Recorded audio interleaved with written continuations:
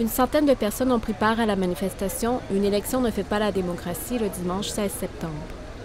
À la suite des élections provinciales, des groupes nés du mouvement étudiant ont voulu rappeler au Parti québécois ses engagements quant à l'annulation de la hausse et l'abrogation de la loi 12.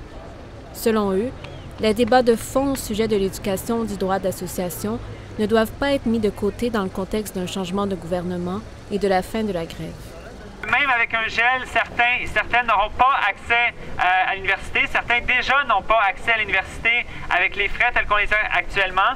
Donc, en ce sens-là, défendre le droit à l'éducation, si on veut le mener jusqu'au bout, c'est aussi défendre la gratuité scolaire qui est loin d'être une utopie, qui est quelque chose qui est réalisable dès maintenant. On reste debout!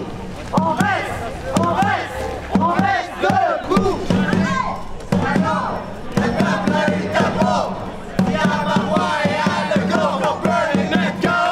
Ce qui nous tient à cœur, c'est l'accessibilité aux études. Donc qu'il y ait augmentation maintenant ou indexation. L'indexation équivaut à une hausse répartie sur plusieurs années. Et d'ailleurs, même les médias de masse ont reconnu cette semaine que les frais au Canada aient augmenté beaucoup plus vite que les coûts de la vie. Donc une indexation, c'est une augmentation, point. Et nous, ce qu'on vise, c'est la gratuité scolaire. Pour Marjolaine Goudreau, de Mères en colère, il reste bon nombre de préoccupations découlant du mouvement de grève. Le PQ ne préconise pas la gratuité scolaire aucunement. Il propose un moratoire puis un état des lieux. Mais au-delà de ça, ça fait pas en sorte que ça va régler toutes choses pour tous les étudiants qui ont été arrêtés.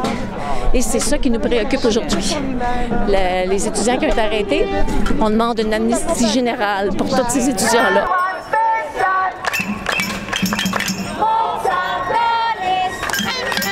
Il y a d'autres choses qui sont toujours pas réglées. Il y a la question des arrêtés. Il y a quand même eu plus de 3300 arrestations dans des manifestations au cours des derniers mois, au cours du printemps, de l'été. C'est des arrestations qui sont à caractère politique, c'est-à-dire que la très grande majorité des arrestations, c'est des gens qui sont là simplement parce qu'ils défendent des convictions dans la rue, sur la place publique. Donc ces accusations-là doivent être retirées auprès des manifestants et manifestantes. L'autre raison aussi pourquoi on est là, c'est que c'est important de maintenir en vie aussi cette vitalité-là démocratique qui s'est exprimée depuis le printemps.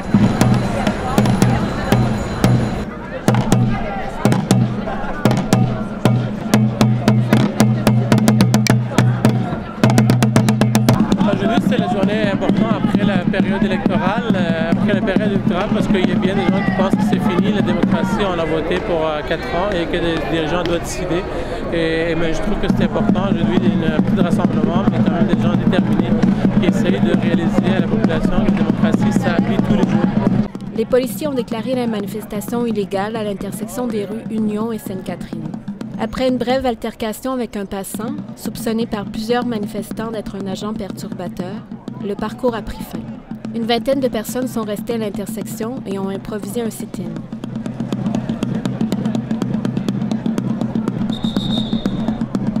Si on peut pas faire venir des manifestants, on va faire venir l'anti-émeute pour le fun. C'est sous le regard choqué des manifestants que les policiers ont subitement procédé à 2 arrestations sans raison apparente.